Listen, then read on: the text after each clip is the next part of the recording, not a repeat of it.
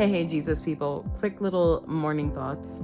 Eventually I'll get back to my coffee making videos, my 1-minute Bible stories.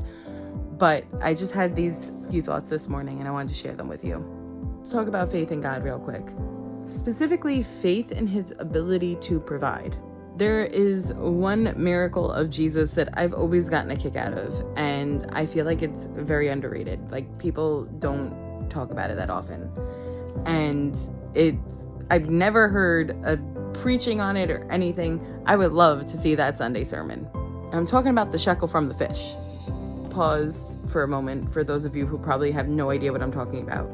You could go check it out in Matthew 17, verses 24 to 27. Listen to this. It says, when they came to Capernaum, the collectors of the 2 drachma tax went up to Peter and said, "Does your teacher not pay the tax?" He said, "Yes."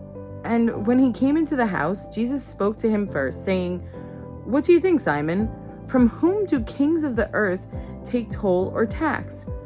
From their sons or from others?" And when he said, "From others," Jesus said to him, "Then the sons are free. However, not to give offense to them, go to the sea and cast a hook and take the first fish that comes up.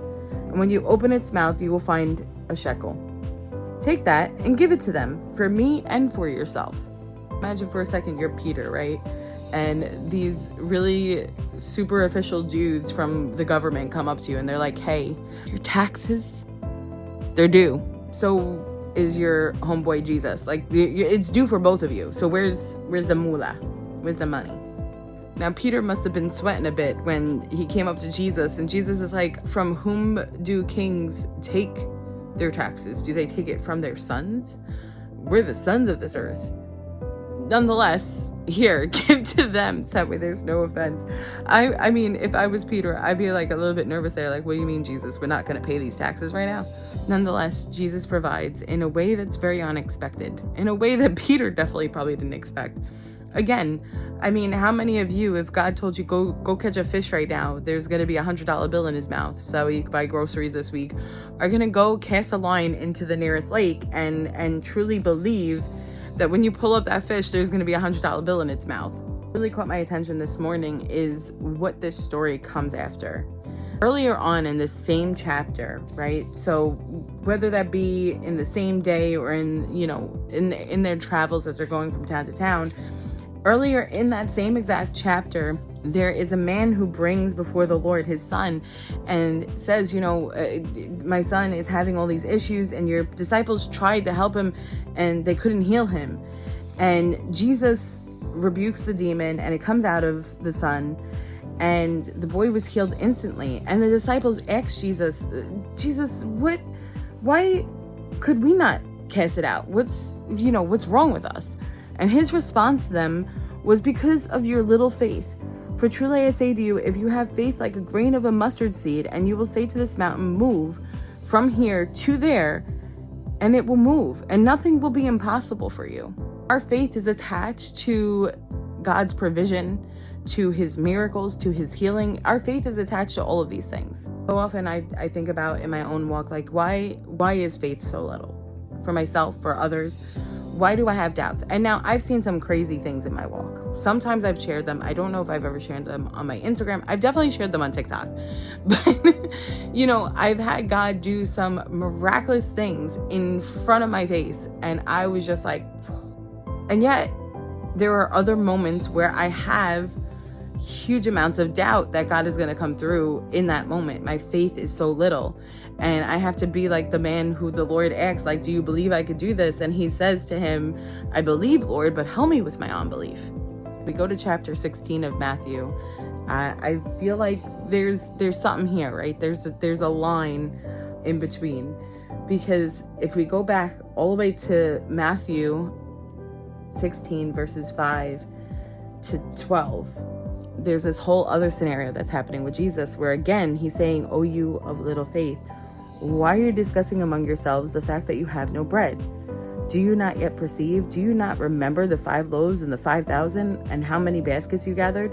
Or the 7 loaves and the 4,000 and how many baskets you gathered? How is it that you fail to understand that I did not speak about bread, but beware leaven of the Pharisees and the Sadducees. Then they understood that he did not tell them to beware of the leaven of bread, but of the teaching of the Pharisees and the Sadducees. So why am I drawing this line between all of these different things, right? Because we get so caught up in the natural, right? In the moment when this whole passage begins in Matthew 16 with verse 5, it says, when the disciples reached the other side, they had forgotten to bring any bread. They were hungry. They were hungry. They were in need of something. And because of their distraction with the things below instead of the things above, that's why their faith was so small. They weren't looking in the right place. And I feel like that's the same thing that we go through, especially in a season where we're expecting God's provision or waiting on God to provide something, whatever that provision might be for. Whether it be for healing, whether it be for money, whether it be for a relationship, or whatever the sake may be. It's the same issue that we have. Our faith is so small for God to come through because we're thinking too much in the natural. We're thinking too much about the things here and now, right in front of our face, and expecting him to just pull the shekel out of his pocket. And instead he's telling us, hey, have some faith that I'm going to provide for you and go fishing. Anyway, just some things for us to think about. Why do you think that we have such little faith? Why don't we see miracles happening in front of us? What is it that we have in common with the disciples?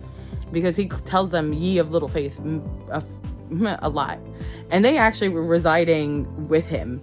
So if they sometimes had a little faith, we probably have moments like that too, right?